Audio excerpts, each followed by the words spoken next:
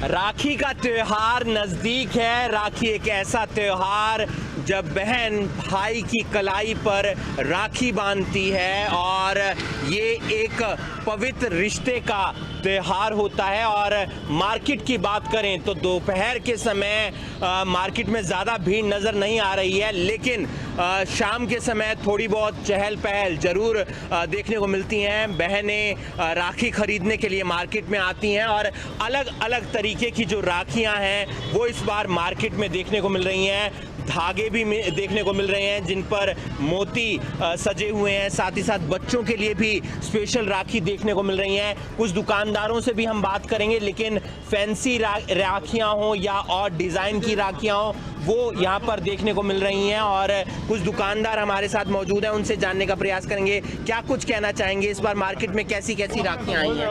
नहीं, मार्केट तो सही है, कोई दिक्कत नहीं है, बट ये है कि दोपहर का समय अभी थोड़ा कम है, लेकिन शाम को रश हो जाता है पूरा, कोई दिक्कत नहीं है। कोरोना के कारण कोई परेशानी, उसका असर कोई देखने को मिल रहा है? नहीं, थोड़ा बहुत फ़र्क है, लेकिन ठीक है, मार्केट कुल मिला के सही है, अच्छा है, कुल मिला के अच्छा है। क्या कुछ कहना चाहेंगे? आप भी दुकानदार हैं, किस किस तरीके की राखियाँ इस बार मार्केट में देखने को मिल रही हैं? राखियों की सर बहुत रेंज आई हुई है। बच्चों की राखी है, किड्स में बहुत अच्छे डिज़ाइन आए हुए हैं, लेडीज़ राखी, लुम्बा राखी, कड़े के बहुत अच्छे डिज़ाइन आए हुए हैं और बड़ों के लिए बहुत अच्छी राखी आई हुई है। मार्केट पूरी अच्छी तरह सजी हुई है। हमारी ये सुभाष मार्केट है।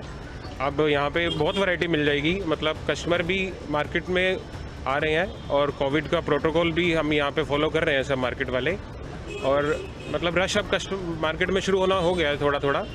और पिछले साल के मुकाबले देखा जाए तो कितना फ़र्क नज़र आ रहा है राखी के त्यौहार में? पिछले साल से थोड़ा सा बेटर है, अब काम खुलना शुरू हो गया है मार्केट में, तो होपफुली अच्छा रहेगा रिस्पांस मार्केट में। सब लोगों ने राखी ली हुई है, अच्छा रिस्पांस है मार्केट में। दोपहर को कम भीड़ होती है, शाम को ज़्यादा? हाँ, थोड़ा सा दोपहर में रहता है।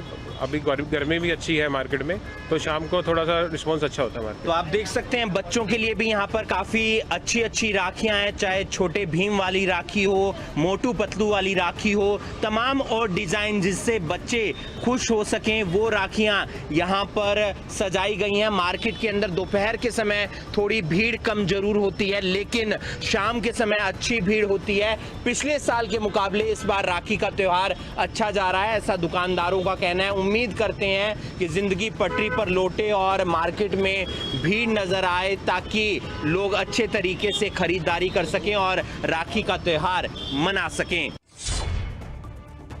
रक्षाबंधन के त्यौहार में कुछ ही समय बचा है। इस समय हम कुरुक्षेत्र के मुख्य सीकरी चौक पर हैं। रक्षाबंधन के लिए जो है दुकानें सजी हुई हैं, लेकिन इन दुकानों पर यदि बात की जाए तो कोई भी ग्राहक नहीं है।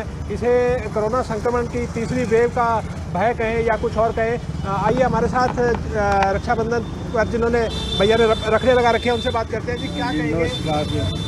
इस बार जो है बिल्कुल भी भीड़ देखने को नहीं मिल रही, क्या बार पिछले सालों की बजाय भीड़ बहुत कम है, लोग आ जा बहुत कम रहे हैं। नहीं, इन दिनों तो टाइम नहीं होता था बिल्कुल।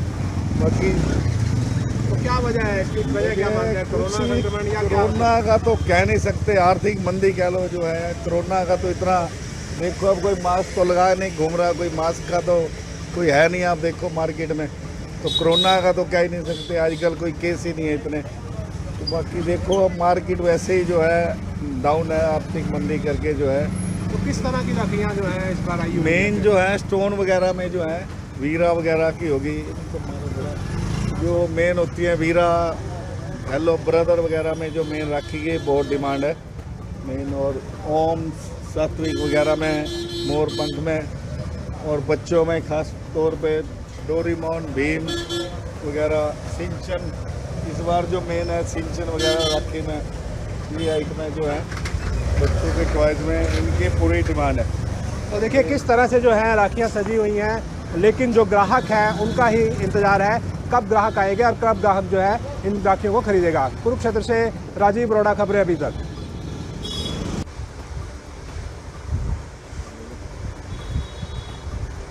रक्षाबंधन पर्व सर पर है। रक्षाबंधन पर्व में जो है कुछ ही दिन बचे हैं। इस समय हम कुरुक्षेत्र के मेन बाज़ार में हैं। आशीष ज्वेलर्स पर हैं और यहाँ पर जो है चांदी की राखियाँ हैं। आइए आशीष से बात करते हैं, हालांकि ग्राहक बिल्कुल भी दिख नहीं रहे हैं। आशीष जी क्या कहेंगे, जो ये चांदी की राखियाँ हैं जो आप रक्षाबंधन पर बेचने के लिए लाए हैं, लेकिन ग्राहक क्यों नहीं है? इस बार देखा गया है कि आर्थिक मंदी की वजह से या फिर कोरोना की वजह से शायद लगता है कि भी इस बार ग्राहक बाज़ार में आ नहीं रहा है, और हमारा जो सामान है, जो हम इस बार राखियाँ वगैरह जो रक्षाबंधन पे बेचते थे, हर साल बड़ा उत्साह होता था लोगों में चांदी की राखियाँ लेने का, लेकिन इस बार कोई उत्साह लोगों में दिख नहीं रहा है और माल ऐसे का ऐसा ही पड़ा है। अभी ग्राहक का इंतज़ार है। तो अभी तक कितनी सेल हो चुकी है? अभी सेल सिर्फ जो हम कह सकते हैं कि 10 या 20% ही हुआ है, लेकिन पिछले सालों से इस बार बहुत मंदा है। इस बार बहुत ग्राहक कम आ रहा है बाज़ार में। क्या वजह मानते हैं ग्राहक निकल नहीं रहा है? ग्राहक का पता नहीं क्यों नहीं निकल रहा है, लेकिन अभी कोई भी डिमांड नहीं है राखियों की किसी भी प्रकार से। हमें समझ नहीं आ रहा है अभी ये हो क्या रहा है। रक्षाबंधन पर्व सर पर है। रक्षाबंधन पर्व में जो है कुछ ही दिन बचे हैं। इस समय हम कुरुक्षेत्र के मेन बाज़ार में हैं। आशीष ज्वेलर्स पर हैं और यहाँ पर जो है चांदी की राखियाँ हैं। आइए आशीष से बात करते हैं। हालांकि ग्राहक बिल्कुल भी दिख नहीं रहे हैं। आशीष जी, क्या कहेंगे जो ये चांदी की राखियाँ हैं जो आप रक्षाबंधन पर बेचने के लिए लाए हैं, लेकिन ग्राहक क्यों नहीं है? इस बार देखा गया है कि आर्थिक मंदी की वजह से या फिर कोरोना की वजह से शायद लगता है कि भी इस बार ग्राहक बाज़ार में आ नहीं रहा है, और हमारा जो सामान है, जो हम इस बार राखियाँ वगैरह जो रक्षाबंधन पे बेचते थे, हर साल बड़ा उत्साह होता था लोगों में चांदी की राखियाँ लेने का, लेकिन इस बार कोई उत्साह लोगों में दिख नहीं रहा है और माल ऐसे का ऐसा ही पड़ा है। अभी ग्राहक का इंतज़ार है। तो अभी तक कितनी सेल हो चुकी है? अभी सेल सिर्फ जो हम कह सकते हैं कि 10 या 20% ही हुआ है, लेकिन पिछले सालों से इस बार बहुत मंदा है। इस बार बहुत ग्राहक कम आ रहा है बाज़ार में। क्या वजह मानते हैं ग्राहक निकल नहीं रहा है? ग्राहक का पता नहीं क्यों नहीं निकल रहा है, लेकिन अभी कोई भी डिमांड नहीं है राखियों की किसी भी प्रकार से। हमें समझ नहीं आ रहा है अभी ये हो क्या रहा है।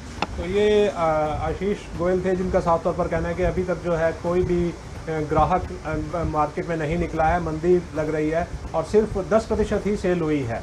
देखना होगा कि जो ये राखियाँ लाए हैं क्या ये बिक पाती हैं या नहीं बिक पाती, या कोरोना की भेंट चढ़ जाती हैं। रवि के स्वागत समारोह में आखिरकार ग्रामीणों ने कोई कमी नहीं छोड़ी है। आप पीछे तस्वीरें देख सकते हैं कि ट्रैक्टरों की लंबी लाइन है, डीजे की व्यवस्था की गई है। इसके साथ ही वो व्यवस्था है जिस पर ग्रामीण कह रहे थे कि हम कोई भी कमी नहीं छोड़ेंगे। 3 से 4 किलोमीटर लंबा काफिला आप देख सकते हैं कि बहुत लंबा काफिला रवि के स्वागत में तैयार किया गया है, जिसमें 10 के करीब डीजे हैं, 200 के करीब गाड़ियां हैं, और इसी के साथ जो बाइक है 500 के करीब बाइकों की व्यवस्था ग्रामीणों द्वारा की गई है। आखिरकार रवि जो अपने गांव में पहली बार पहुंच रहा रजत पदक विजेता है, और ग्रामीणों का यही कहना था कि वो रवि के स्वागत में कोई भी कमी नहीं छोड़ेंगे। और उसके साथ ही आप देख सकते हैं कि बहुत लंबी लाइन आपको गाड़ियों की और जो ट्रैक्टर ट्रालियों की, और इसी के साथ डीजे की व्यवस्था, ढोलकों की व्यवस्था की गई है, ताकि जो रवि अपने गांव पहुंचे तो उसे ये ना लगे कि ग्रामीणों ने कोई कमी छोड़ी है। आप देख सकते हैं तस्वीरों में लगातार हम आपको दिखा रहे हैं कि बहुत लंबा काफिला, सबसे आगे बाइकें हैं, फिर ट्रैक्टर है, फिर गाड़ियां हैं, और उसके बाद में जो 3 से 4 किलोमीटर का काफिला है फिर रवि है। और जो रवि है वो अपनी खुली जीप में लेकर उसे आया जा रहा है, और करीब ये अंदाजा लगाया जा रहा है कि रवि के स्वागत में अब खुद सीएम मुख्यमंत्री भी पहुंचेंगे, और जो मुख्यमंत्री के समय से पहले ही रवि अपने गांव में पहुंच जाएंगे। और ग्रामीणों का उत्साह ट्रैक्टरों पर देख सकते हैं कि ग्रामीणों में कितना उत्साह है। ग्रामीणों में उत्साह को देखने के लिए आप देखें कि ट्रैक्टर पर बैठे हुए हैं, और ग्रामीण लगातार इसी के तहत जो रवि का अब इंतजार था उसके काफिले में शामिल होकर अब वो ग्रामीण है और रवि के पास पहुंच चुके हैं। जिसके बाद अंदाजा यह लगाया जा रहा है कि रवि की जो बात थी, पहलवान पहली बार गांव में आ रहा है, और कहीं ना कहीं ग्रामीणों में उत्साह है, और जो ग्रामीणों ने कहा था उसी के तहत रवि का स्वागत किया जा रहा है। प्रधानमंत्री नरेंद्र मोदी ने ओलंपिक चैंपियन से दिल्ली में मुलाकात की। पीएम मोदी ने सभी खिलाड़ियों के साथ नाश्ता किया, साथ ही टोक्यो में उनके अनुभव के बारे में भी पूछा। इसके साथ ही प्रधानमंत्री ने सभी खिलाड़ियों का हौसला भी बढ़ाया। टोक्यो में देश का नाम चमकाकर वतन वापस लौटे ओलंपिक खिलाड़ियों का देश भर में जोरदार स्वागत किया गया, और ये जश्न अभी भी जारी है। वहीं प्रधानमंत्री नरेंद्र मोदी ने भी टोक्यो में शामिल सभी खिलाड़ियों से दिल्ली में मुलाकात की।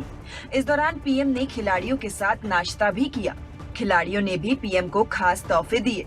साथ ही पीएम नरेंद्र मोदी ने खिलाड़ियों से टोक्यो में उनके अनुभव के बारे में भी बात की। तुमने विक्ट्री के मूड में आ गए और एकदम विक्ट्री तुम सेलिब्रेट करने लग गए। इसके पीछे बहुत बड़ा कॉन्फिडेंस है, पूरी जानकारी होती है तब संभव होता है। और खिलाड़ियों के संबंध में भी जानकारी होगी क्या हो रहा है, तो कैसे कैसे संभव है। में जो एफर्ट लगता है, तो कितने साल से हम ट्रेनिंग कर रहे हैं उसी चीज़ के लिए, तो वो एफर्ट बता देता है कि हाँ ये बेस्ट थ्रो है। और सबसे बड़ी बात है जो कॉन्फिडेंस है वो ट्रेनिंग से आता है सर। ट्रेनिंग इतने अच्छे से हुई थी इतने साल, तो इसलिए कॉन्फिडेंस था। नीरज इतना नहीं है, क्योंकि तुम्हें ये तो मालूम है कि तुम 85 जाओगे, 86 जाओगे, तुम्हें मालूम है, लेकिन तुम्हें औरों का पता नहीं है। लोग 90 जाएगा, 88 जाएगा, कितना 84 जाएगा। ऐसे में ये मिजाज, और तुम शायद अपने आप को कभी बैठ कर के सोचो, यानी एक मित्र के रूप में सलाह देता हूँ। देखिए, तुम्हें नॉर्मल से कुछ एक्स्ट्राऑर्डिनरी परमात्मा की गिफ्ट है। कभी तुम्हारे मम्मी पापा ने मार किया होगा। टोक्यो ओलंपिक के दौरान पीएम मोदी लगातार खिलाड़ियों के संपर्क में रहे हैं और उनका हौसला भी बढ़ाते रहे हैं। चाहे कोई खिलाड़ी मेडल जीता हो या कोई खिलाड़ी मेडल से चूका हो, पीएम ने लगातार उन्हें हौसला दिया है। आखिरी सेकंड्स कुछ था जितने लोगों को लगता है यार क्या होगा पता नहीं, और अचानक से तूने खेल बदल दिया। यही था कि जो करके दिखाना है। नहीं, तुम्हारे दिमाग में था कि तुम इसका प्रयोग करोगे या मौका मिल गया होगा? नहीं, देखो पहले ही दिमाग में था कि बस अब एक ही टेक्निक है, अगर इसमें अगर सफल होना है तो बस ये लगानी है। उसके बाद लेकिन तुम्हारा हाथ काट लिया, ये काटा, वो काटा, ये वाला। उसके बाद भी तुम जकड़ के रहे। देखो जी, वो टाइम ऐसा था, अगर छोड़ देता तो शायद बहुत किधर बाद में कोई एक्शन लेते हैं क्या इस प्रकार से? कोई काटता छाटता है तो? हाँ जी, लेते हैं। देखो पर थोड़ा ना उस टाइम पे मतलब इतना, क्योंकि सबसे बड़ी बात है ना, खून नहीं आए थे उसके अंदर, ढीला तो हो गया था। अगर खून आते तो शायद कुछ एक्शन हो जाता। अच्छा, लेकिन बहुत अच्छा किया आपने। और लेकिन एक रवि में शिकायत है मेरी, है? देखिए, हरियाणा का आदमी, उस यानी आदमी यार औरत कोई भी हो,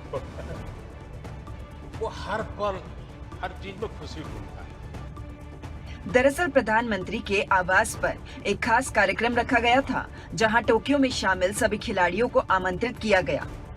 पैर में इतनी चोट आई और तुम खेलते रहे, बाद में तुम्हारी पट्टी खोलने का निर्णय तुमने कैसे कर दिया आगे कि निकाल दो मुझे, जो होगा सो होगा, ऐसा मन कैसे बन गया? देखिए, पूरी लाइफ एक खिलाड़ी का सपना होता है ओलंपिक में देश के लिए अपने मेडल जीते और गोल्ड जीते, तो यही था। लास्ट बाउट थी तो डॉक्टरों ने बोला कि भाई टेप तो आपको करनी पड़ेगी, तो मैंने यही बोला कि भाई अभी टूट भी जाएगा तो क्या फ़ायदा, पहले मेडल जरूरी है, क्योंकि मैं यहाँ मेडल के लिए आया था और देशवासियों ने गोल्ड की उम्मीद की। बता दें कि भारतीय खिलाड़ियों का टोक्यो ओलंपिक में शानदार प्रदर्शन रहा है। देश की झोली में कई मेडल्स आए हैं। हरियाणा के नीरज चोपड़ा ने गोल्ड, रवि दहिया ने रजत, तो बजरंग पुनिया ने कांस्य पदक जीतकर देश को गौरवान्वित किया है। टोक्यो में भारतीय खिलाड़ियों का शानदार प्रदर्शन रहा। देश के नाम कई मेडल्स आए। खिलाड़ियों की वतन वापसी के बाद से ही देश भर में खुशी का माहौल है। हर तरफ जश्न मनाया जा रहा है।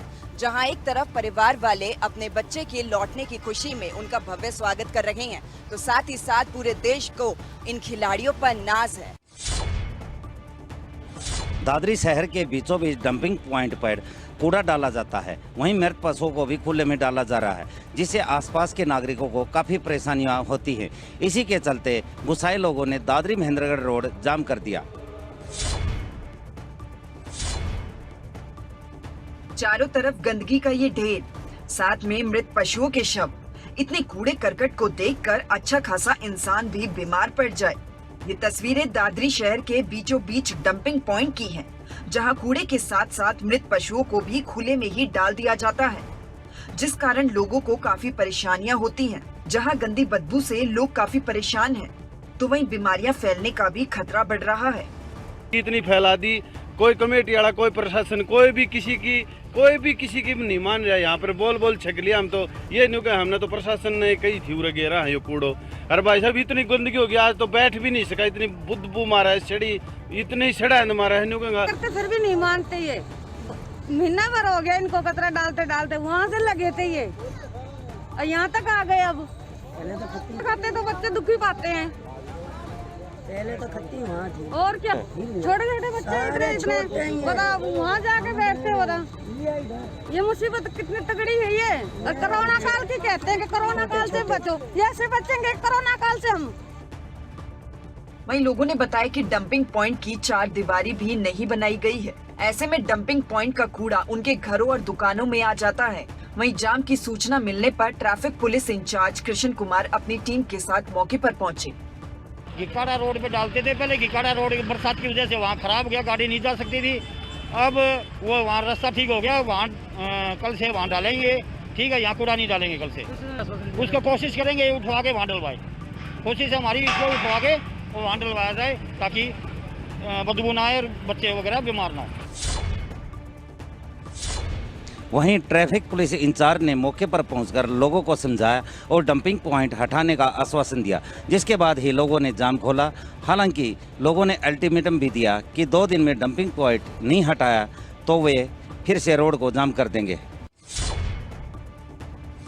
सोनीपत में स्वास्थ्य विभाग की टीम ने एक बार फिर कोक के कातिलों को पकड़ने में सफलता हासिल की है। स्वास्थ्य विभाग की टीम ने एक मेडिकल स्टोर में छापेमारी की, जहां से एक महिला को एमटीपी किट बेचते हुए रंगे हाथों पकड़ा है। ये तस्वीरें सोनीपत के देवरी रोड पर स्थित एक मेडिकल स्टोर की हैं, जहां स्वास्थ्य विभाग की टीम ने छापेमार कार्रवाई की और पिंकी नाम की एक महिला को टीम ने एमटीपी किट बेचते हुए रंगे हाथों पकड़ा है। दरअसल स्वास्थ्य विभाग की टीम को सूचना मिली थी कि महिला मोटा मुनाफा कमाने के लिए एमटीपी किट को बेच रही थी और एक किट पर 1200 रुपए लेती थी, जिसके बाद टीम ने कार्रवाई करते हुए इस महिला को गिरफ्तार किया। वहीं डॉक्टर आदर्श ने बताया कि सूचना मिलने के बाद उन्होंने एक नकली ग्राहक को तैयार किया था और एमटीपी किट लेने के लिए उसे भेजा गया था, जिसके बाद महिला को रंगे हाथों पकड़ा। देवरी रोड पे एक छोटा मोटा क्लिनिक है, वहाँ पे लेडी है पिंकी और राजेश, दोनों नाम इसी के हैं, जो एमटीपी किट देती है। कितनी एमटीपी किट बरामद हुई यहाँ से? एक तो हमारे पेशेंट को भी है जो डिब्बा बना के भेजा गया था 1200 रुपये में, उसके अलावा 5 किट और मिली है। 1200 रुपये बरामद कर लिए और 6 किट, एक डिब्बा का 5 अलग से। जिस तरह बरामद हुई उससे लगता है कि काफ़ी लंबे समय से बेच मामला पुलिस को सौंप दिया। पुलिस को कंप्लेंट भी देने दे देंगे। तो वहीं डॉक्टर अनविता कौशिक ने बताया कि रोजाना काफी मात्रा में एमटीपी किट को बेचा जा रहा था। मौके से उन्हें 5 किट बरामद हुई हैं। देवरी रोड पे है राज मेडिकल सेंटर। स्वास्थ्य विभाग को सूचना थी कि यहाँ पे गैर कानूनी तरीके से एमटीपी किट बेची जाती है, तो हमने एक डिकॉय केस भेजा था।